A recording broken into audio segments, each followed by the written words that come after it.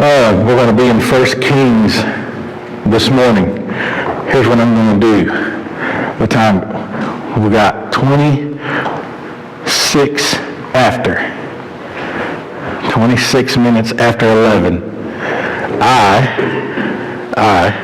am going to stop preaching in 15 minutes. Ready to go. Think I can do it? Let's try it. Not because I want to hurry up, but because it's Mother's Day, and the message I got for this morning is simple, but it's not simple. I'm going to try to keep it short, just because I know y'all got family and you want to go out and enjoy the weather, and it's going to be a great day in the Lord. All right, so I'm gonna see if I can do it. So y'all start. Everybody just say, if y'all at the same time say amen, and I haven't said anything, it's because 15 minutes is up. So in 15 minutes, y'all just say amen, and I'll shut it down. All right. So look, I was out here yesterday, and I was talking on the phone with my son, and I was talking to some other people on the phone, and I was messing around with some stuff and trying to get things in order with the message for this morning, and Rodney was outside cutting the grass, and I did a good job by the way, so if you see him around town, tell him thank you, because he did a great job. But anyway, if you haven't noticed, when you come in the door, there's a bird nest on the light out there on the porch, and there's a little robin that sits in there, been sitting in there on the eggs, because we were going to take the nest out, but Kevin reached up there and felt there were some eggs in there, so we just left it alone. But if you go out that door right now, that bird will be sitting there, and if you disturb that bird, she'll jump out of that nest, and she'll stand around in the grass, and she'll just start chirping at you the whole time, because she don't want you messing with them babies, right? And I got to thinking about today's message, and ain't that the way mamas are? I could step on that bird if it got close to me, and it'd be over for that bird, wouldn't it? But she don't care. She don't want me messing with them eggs, right? That's the way mamas are. She don't know nothing about them babies that are in them eggs. She don't know if they're going to be good birds or bad birds. She don't know if they're going to be able to find worms or not find worms. She don't know if they're going to be mean or nice. She knows that those are her babies, and you better not mess with them. Right? That's the way mamas are. And then when the babies are born, she does her best to raise them babies the way she thinks is best or knows is best. Hopefully it's the way the Lord shows her to raise the babies, what's right and wrong. But even when the children mess up, even when the children break mama's heart, better not nobody talk about them babies. Right? Better not nobody ever try to come after them babies, because no matter how bad we mess up, mama's always going to love you. Always. It's a special relationship, isn't it? It's different than even a father's love, or a brother's love, or a sister's love, or a husband or a wife, or close friends, or even brothers and sisters in Christ. It's different. Why is it different? And how come mamas get to be so special that they get to experience this? Because that's the way God designed it. Right? Mamas don't even do it on purpose. Right? You can't help but love your babies. You can't help it. I mean, you're going to love them anyway, but there's something that happens with the mama and the baby that God does that makes it super extra special. Isn't God awesome? Isn't he amazing? He could have just kept on picking up piles of dirt and making men. And he could have kept on putting them to sleep and ripping out a rib and make a woman for him. Could have kept doing that over and over again until he had as many people as he wanted, right? He could have done it that way. But no, God said, I'm going to make to where people can be in part of the process of creating people. Right? And the mamas are the ones he chose to be as close to that process as anybody else can be. So they can experience all of what God does, right, in his creation process. And it doesn't even matter Everybody should say, or should be able to say, let me put it that way, everybody should be able to say that their mama is the best mama in the world. Raise your hand if your mama's the best mama in the world. Hannah, raise your hand. Just messing with you, I'm just messing. If you think your mama is the best mama in the world, it's probably because she is to you, right? But we all know that there are some people in the world that either are just really bad mamas or don't care about being a mama, and they just, something's wrong there. There's something wrong in their life, and they're just not the best mama. It's not because God did something wrong or made a mistake. There's something wrong in society, and sin is in the world. Does that make sense to y'all?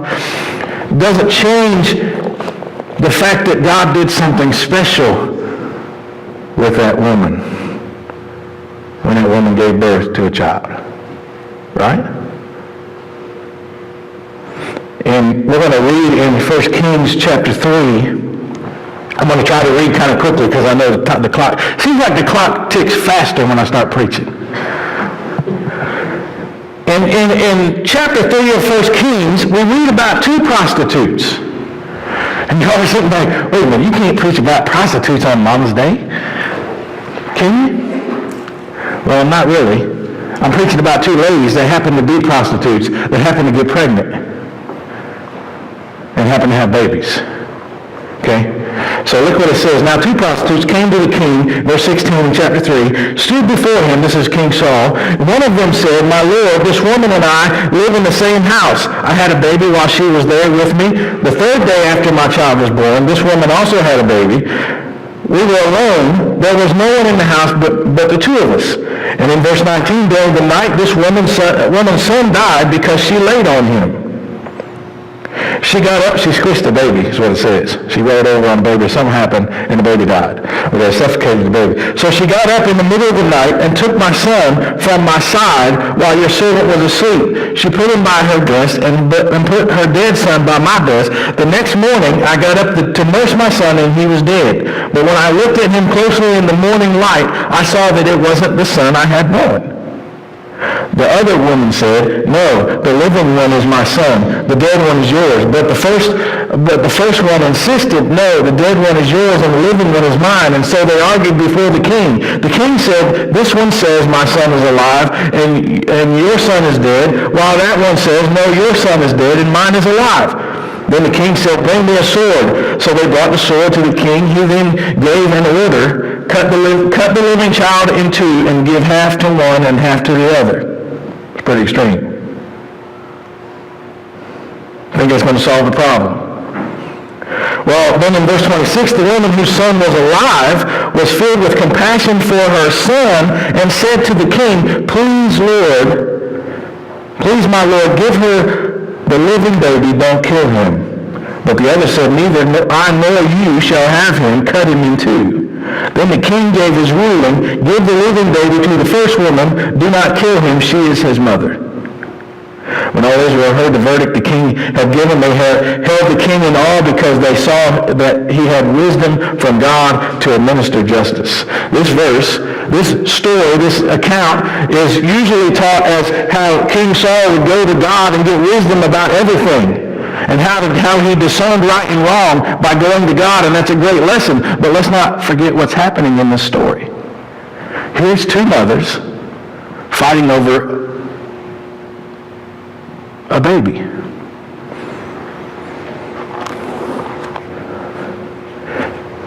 We have one whose baby died, and in her grief and sorrow, she makes a decision to be deceitful and steal another woman's baby. Mamas do crazy things when something happens to their kids, don't they? And all these mamas will be like, yep. Don't let something happen to my kid because we're going to be on the news, right? That's just the way mamas are, and they should be that way. First thing I want to notice, don't think that there's ever been or ever will be a perfect mama. You get me? Children, kids, young people, your mamas ain't perfect, right? They're great. They're awesome. They're the best mom in the world, but you can't expect them to be perfect, right? They're going to make mistakes. They're trying the best they can. There's no such thing as a perfect mom. Instead of constantly complaining about the things that aren't, or the things that we don't like, maybe we should encourage mama. Maybe we should thank our mama for the things, that she sacrificed for us. The things that she does that we don't even know about, right? I don't know how many times I'd have lost my life if it wasn't for my mama. She protected me from all kinds of stuff. Protected me from myself, basically. We used to have this floor. I'm going to try to tell this real quick. We had a house, had a little air vent. It was like a square in the floor, had a metal grate, and it was right above the front door of the house. And our bedroom was up above that. So anytime somebody would come, we'd take the grate off and just jump straight down. You take the stairs because the stairs are in the back of the house. So we just jump straight down. So once we started getting the spanking for that, we quit. Because Mama knew we were going to break our neck doing that. So we got spankings to save our lives. So we thank our mama for that, right? I thank my mama for that. Now, do you know that every mama that believes in God has prayed for their children? Most of them pray every day, all the time. Some of them pray that they won't kill their children from time to time. Lord, help me not to kill these children. Right? Raise your hand if you prayed that prayer. I prayed that prayer. I'm not even a mama.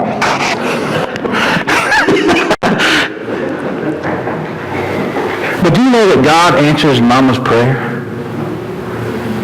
It seems like, I don't want to say this is true, like a fact, but it seems to me like God listens to mamas more than he listens to anybody else. And I don't think that God listens to mamas more than anybody else for really. I think that mamas pray more than anybody else. That's what I think it comes down to. It's almost like the more you talk to God, the more relationship you're going to have with him, and the more the Lord's going to show himself in your life. And I know that my mother prayed for me. I know she did. I know that Dustin's mama and my wife pray for him. Always. Right? You got to. How else are you going to let them fly off the nest and go into this world?